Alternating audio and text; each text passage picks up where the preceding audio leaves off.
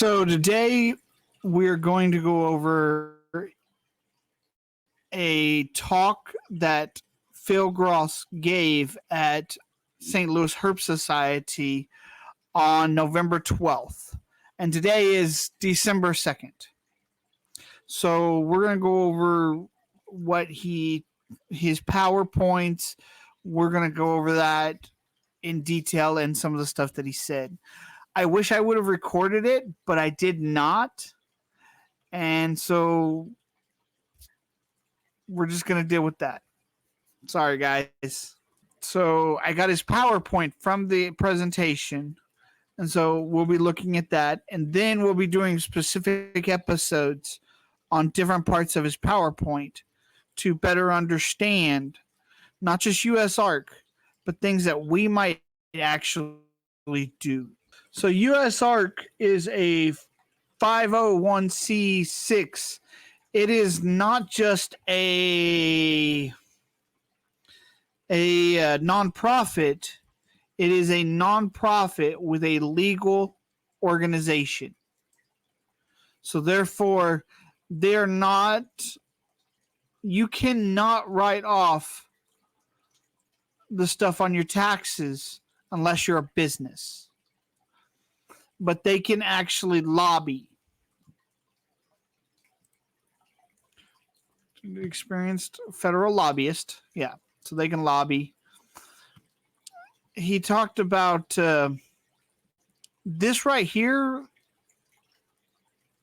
this note of legislation alert. We'll do a separate episode on this, but this is the system that they use to get the alerts. I really want to dive deeper into that, and we will.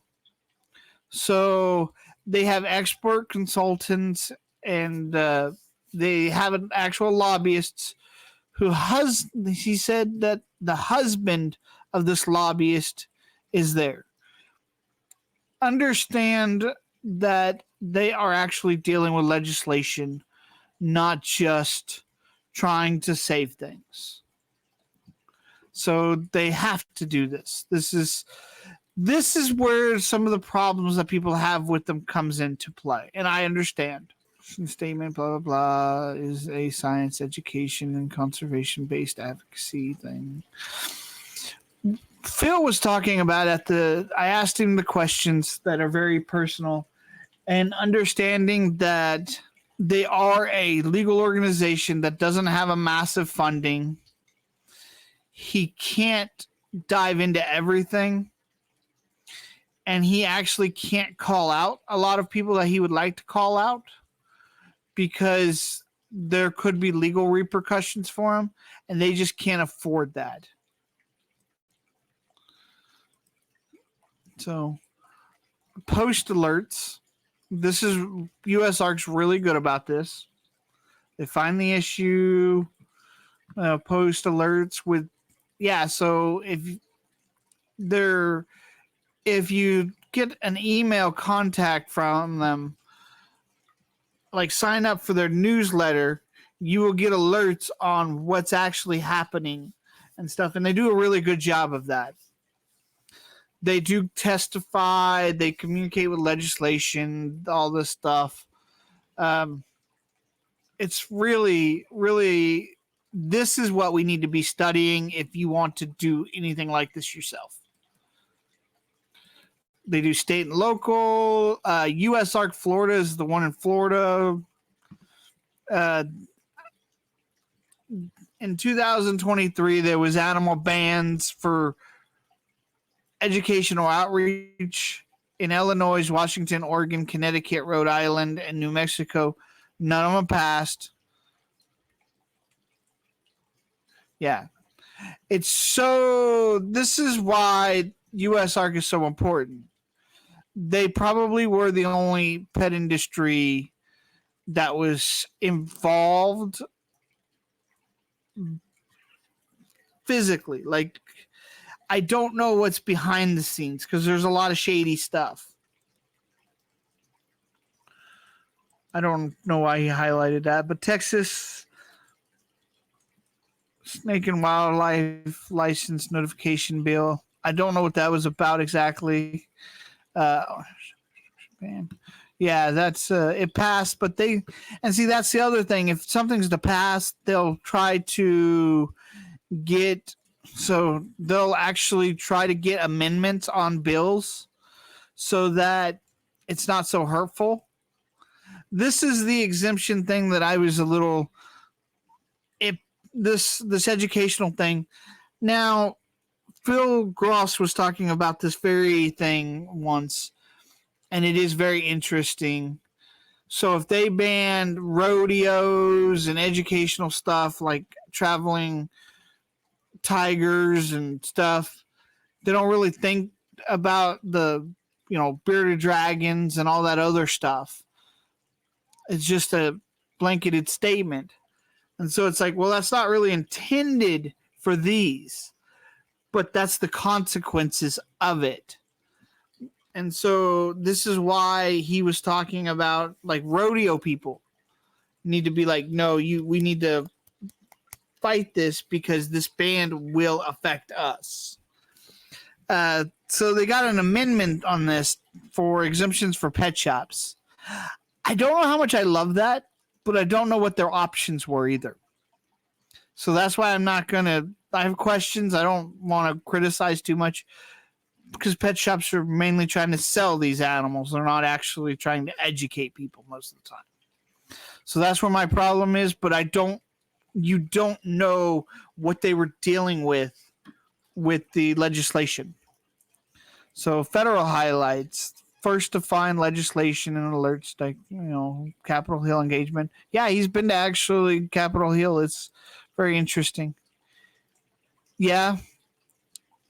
This, I'm going to do something with this Endangered Species Act amendments, the Lacey Act amendment stuff that they were able to get taken out.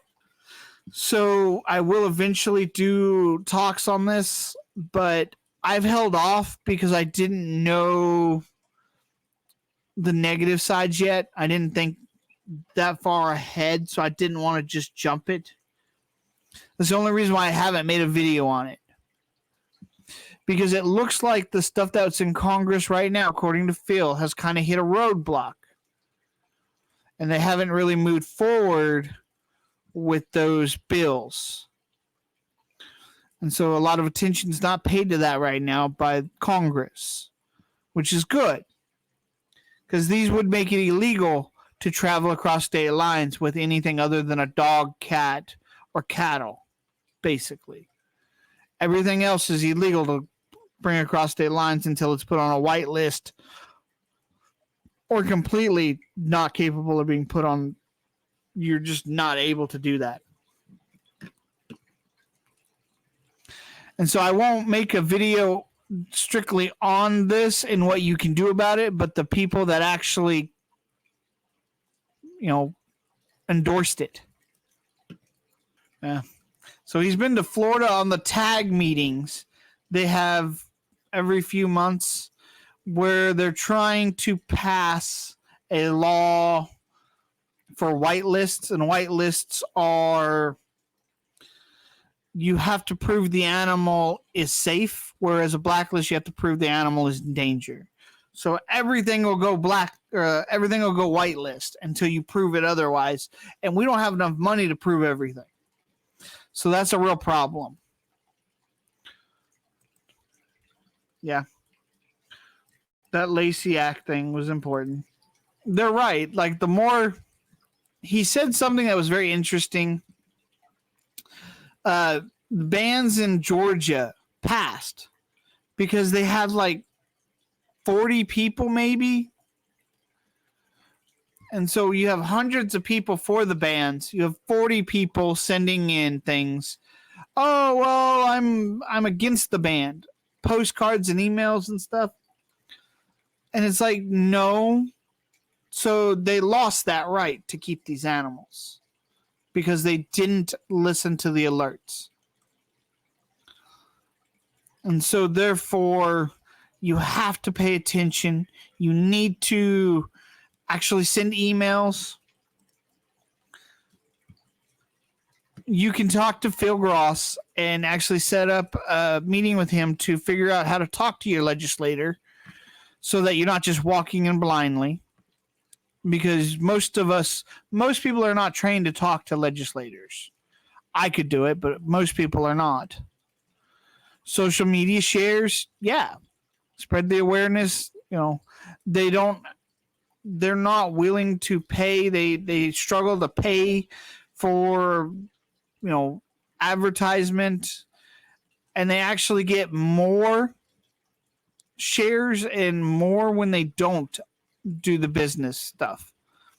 So sharing their posts and stuff is the best way to help engagement, is one of the best ways.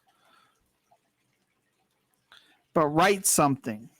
If you just post something, it's, your friends and family want to see what you have to say about it. Now, he was talking about these postcards and why they went to a postcard. If you've got a couple people coming to your office telling you that this is wrong, great. And that'll have an effect. But when you have thousands of postcards, now see, if they send them a letter, those have to be detected. They have to be scanned. They may never even reach their office because of how much stuff they have to go through. So if it's just written on a postcard, it can go directly to their office. And so they'll get a big pile of them on their desk. And so they can really see that this pile, this is important to their people. That this is something to look at. Because there's a pile of these postcards. So that's important. This is an important thing. If I send an email, then they will come after me. Phil's right. I mean, if one or two people send a postcard, then they can go, oh, well, we should maybe look at this person. But if hundreds of people send postcards, if thousands of people send postcards or emails, they can't check everybody, and they're not going to even try. They're going to go, no, this is too much work. Congress people are lazy. So if there's only one or two people doing it, then yes, they could potentially do that, even though they won't. Because then if it's only one or two people, it's really not worth their time. They've got other things to focus on. But if it's a massive amount of people, then they've got a pretty big focus right there.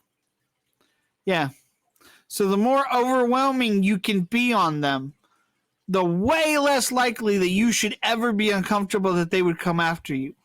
This is their social media stuff. Animal rights versus animal welfare. USARK says they're for animal welfare. And it's a struggle because they are a legislation deal, so it's very interesting. That's where some people might have issues because they're not willing to come out and say things negative about people.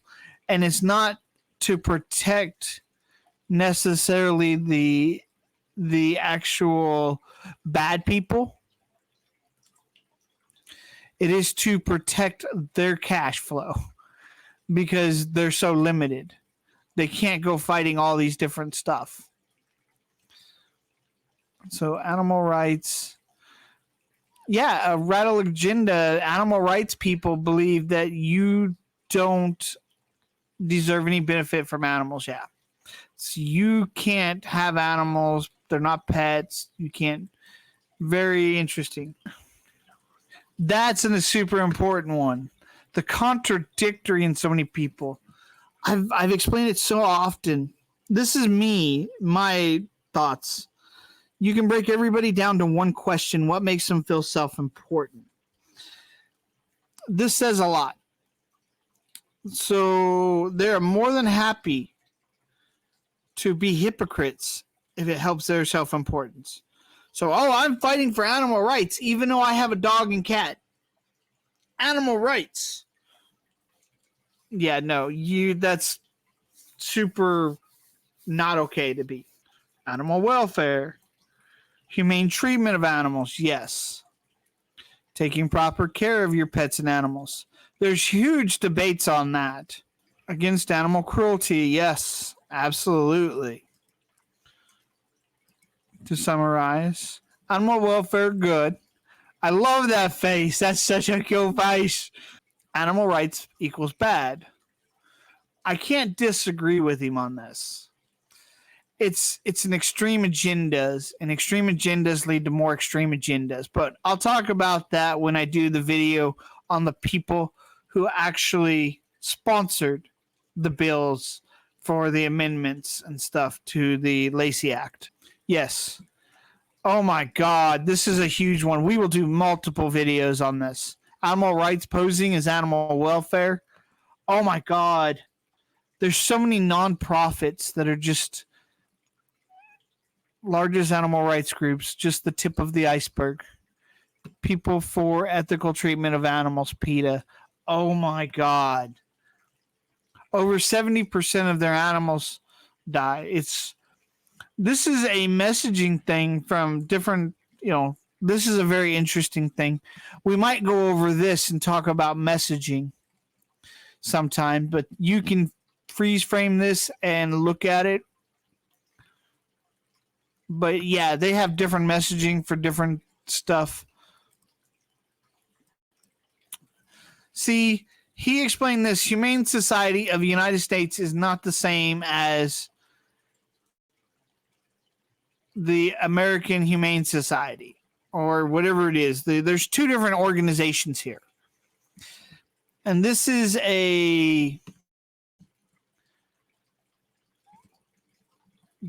them trying to get rid of the reptile as pet trade. Yeah. So this is an organization not fighting for the rights of animals, but fighting for us to not keep them. It's very published in 2001. Yeah, it's massively recent. Humane alerts. So yeah, no. Regulators. So they lobbied legislators and regulators to add species of pythons and boas as the endangered injurious under Lacey Act. So this is one of the groups that is causing the biggest problems, not realizing what they're actually doing. Because it's a little late. The animals are here. In the sale of wild animals, non-domesticated native or exotic mammals, birds, reptiles, amphibians, fish, invertebrates, regardless of whether the animal is wild caught or captive bred. This is a massive thing. Wild caught or captive bred. There's just a statistic that a group in Europe uses as over 70% of animals, reptiles in the UK die in the first year. That is a complete and utter lie. They're only going off of wild caught data and actually cherry picking certain wild caught data, not captive data. Remember that. That is a complete lie. If you see that, that is a complete lie. That is not even remotely true. Not even close. The American Society for Prevention of Cruelty of Animals. It's no exotic pets. Honey badgers, sugar gliders, corn snakes, green iguanas, black panthers, rosy boas, flying squirrels, bearded dragons, veiled chameleons, spotted pythons, leopard geckos, even poisonous dart frogs, and pot-bellied pigs. These are just some of the exotic animals people sell as pets. It may be easy to buy an exotic animal, but it is not a good idea. It is bad for the animal and bad for us and bad for the environment. I'm sorry. Yeah. Quick facts. The Humane Society of the United States, no local humane societies. Less than 1% goes to help shelters, dogs, cats, in the bank. They have $500 million in the bank, and they're still asking for money. 1% is going to shelters, and they have no actual shelters. That's ridiculous. That is literally somebody asked me at work, well, are you going to join the United Way campaign here?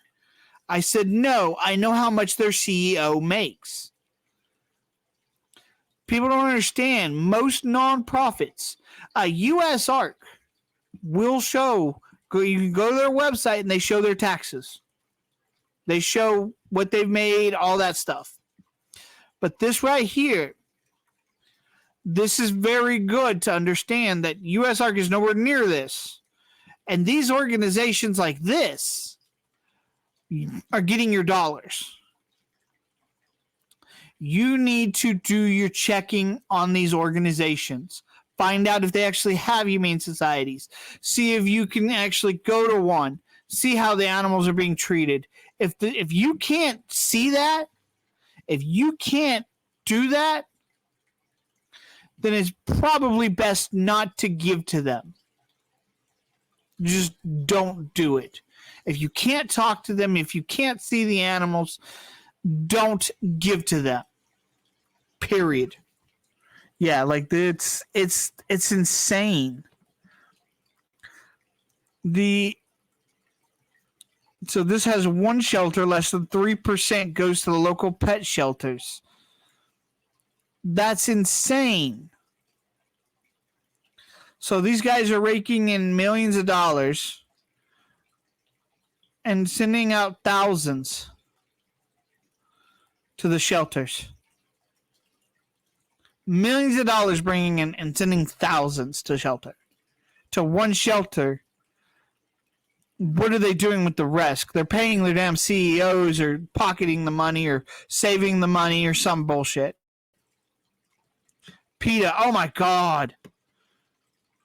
Adopted. So they have one shelter in Virginia. 1.5% adoption rate in 2014. Adopted 39 out of 26, 2020, 626 dogs or cats. That's insane. PETA is not trying to save these animals. They're not trying to. But yet, oh my God, people are giving them so much cash. This is insane. Literally killed over 70% of their animals last year. And there was something that he said. He said that what humane societies actually get paid for putting down animals. So they actually get paid by the animals they put down. So PETA is actually making a ton of money off of putting these animals down. And they're getting your dollars to it too. Center for Biological Diversity. So this was a lawsuit, United States of Reptile Keepers Associated versus Humane Society of the United States and Center for Biological Diversity. This is how they overturned the Lacey Act amendments that didn't allow you to take pets across state lines and stuff. This was that lawsuit. So they won something over a massive corporations where they don't even make that money. This is why it's so important that if you don't like USARK, that you need to actually pay attention to what they're doing. That you need to take note of how they've done stuff.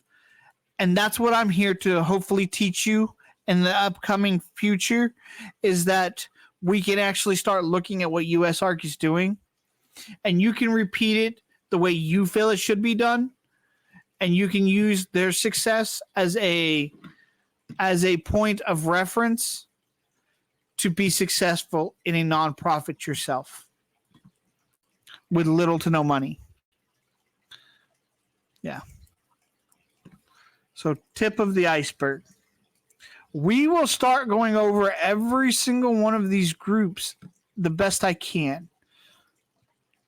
This is not even all of them.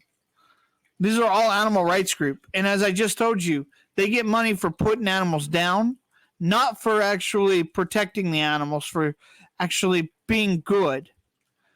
They get money for putting them down. They get money from being, oh, well, we're for the animals. We're for the safety of the animals. So they have the massive amount of money to put behind marketing to make you feel something. And yet all they want to do is not even care for the animals. They just want to put them down for money. This is almost all about money, money, money. And yet these people probably feel good about themselves at the end of the day. Because, oh, well, I'm doing something. And that's why people give to them. So you need to realize that giving to them doesn't actually save any animals. It only kills more animals. That's not a joke either. David, that's, yep. All right, folks. So let me know about questions, and I'll see if I can get more answers and stuff. Understand that Phil's a very busy man, and there's no way I would be able to get him interviewed. Just, it's insane. But we're going to start diving into these topics deeper and deeper and deeper and try to help people out understand what to do better, what you personally can do. So thank you all for this. You guys have a great night.